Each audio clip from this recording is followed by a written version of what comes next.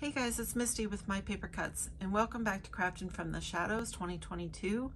This is my Halloween series for all the projects that I'm making, and today I have a card share. So today's cards are made with this stamp set from My Favorite Things called Sweet Little Spell.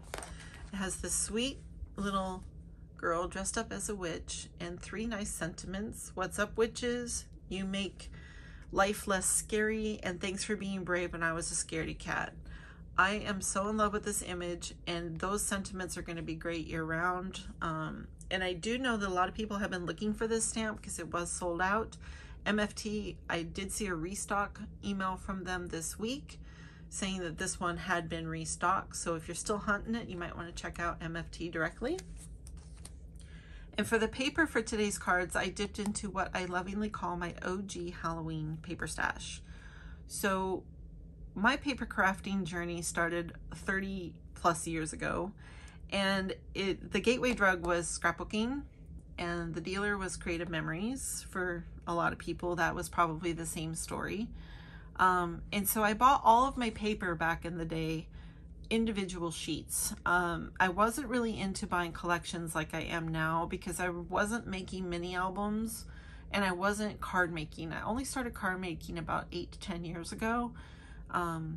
So I have quite a stash for all of the holidays, and just in general, I have a huge stash of just loose sheets of paper. They don't belong to a collection. Of course they did at one point, you know, but I bought them individually.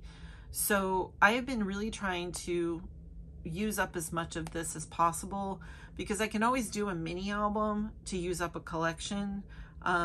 When it comes to these individual sheets, it's a lot harder because it's only 1 or 2 sheets. So when I'm doing cards, I'm really trying to tap into stuff like this. So this is my OG Halloween with this divider. In front of it is scraps. I'm quite proud of the few scraps that I have left from these sheets. There's only a handful in here, and if I don't use these by the time Halloween comes around, then I will probably just shred these or recycle them. And then I'm down to about 1/2 inch of individual sheets. And there's a couple of acetate sheets in there, so those will have to be a special project at some point. But yeah, this is all I have left. This thing used to bulge out, so I'm really proud of the dent I've made in this. I did pick 2 full sheets, and then I ended up using a couple of scraps as well for today's cards. Sorry to ramble so long about that. But so I picked a text sheet and then a tone-on-tone sheet to match it. So here are the cards, and I picked this text sheet here. It was 1 sheet. It had nothing else that I bought. Not really quite sure why I bought it for scrapbooking, because I don't know, that really busy text was never good for that. But this purple font that was in here, I had this tone-on-tone spider paper from another company. This is actually cardstock weight, and this one was really thin. But I thought that they matched nicely. So I did the card layout, and I ended up with, I had enough back panels for 8, but I only had enough of these smaller panels for 6.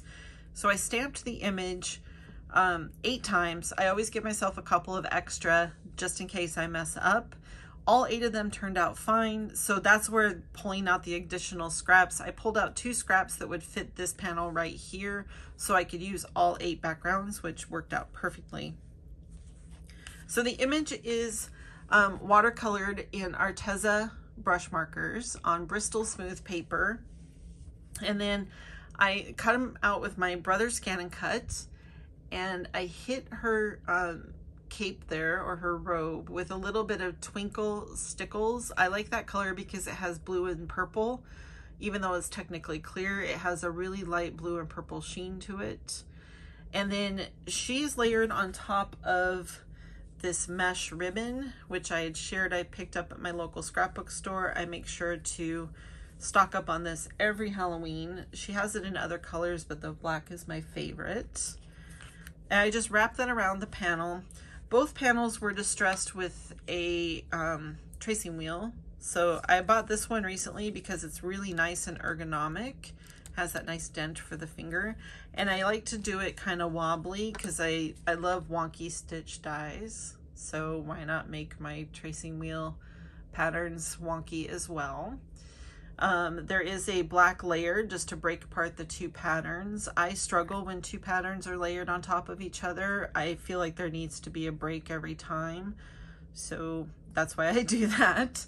The corners are rounded with my crocodile on the 1/4 inch setting. The sentiment is stamped in Wilted Violet oxide ink, and it's layered up with using this die, the scallop circle die. I like this one from Sizzix. The number is 557552 because the scallops are a little less pronounced. So it's got like more of a subtle scallop to it. And then I tied a little bow with some twine from Recollections. This is really fine baker's type twine. It's not the thicker twine. So it'll take me forever to go through that. And then the inside of the card has a little leftover strip of purple glitter paper, and I stamped the sentiment Happy Haunting with this very well loved stamp set from Impression Obsession called Witch Sayings. I use this one all the time, as you can tell. But that is the cards. So I did 3 each with the alternating style there. And then, like I said, I needed 2 scraps to do this panel with. And so I pulled out a green one and an orange one. And what is really funny about that is these are my 2 favorite cards. So I think I probably should have gone with, you know, maybe not so much purple, but I do love the way all of these cards turned out. So I hope you enjoyed my share today. I hope you have a wonderful Sunday, and I will see you on the next one. Bye-bye.